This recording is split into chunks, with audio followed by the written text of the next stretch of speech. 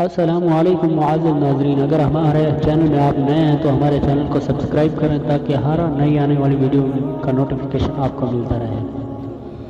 تو بھائیو، دیہات میں سے ایک لاش ملی، لاش پھول گئی تھی اور پہچانی نہیں جاتی تھی۔ پولیس والوں نے سوچا کہ جو کوئی بھی ہے مسلمان ہے، غسل کفن تو دیا جائے۔ چنانچہ دیہات کے مولوی صاحب سے غسل کرایا گیا۔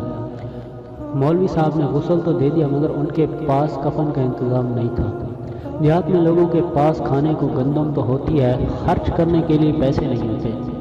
چنانچہ لاؤڈ سپیکر پر اعلان کی ہوا کہ ایک لاوارث لاش ہے اور اس کے کفن کے لیے چندہ جمع کریں۔ کسی نے روپیہ دیا، کسی نے 5 روپے دیے۔ الغرض کفن کے پیسے چندے سے پورے کر کے جنازہ کر دیا گیا اور لاش دفنا دی گئی۔ 3 مہینے بعد پتہ چلا کہ وہ سرگودا کے ایک زمیندار کی لاش تھی، جس کے 2 محل نما کوٹھیاں، 4 جوان بیٹے، 14 مربع زمین اور کروڑوں کا بینک بیلنس تھا۔ اس نے سوچا بھی نہیں ہوگا کہ جب میری موت آئے گی تو چندے کے کفن میں دفنا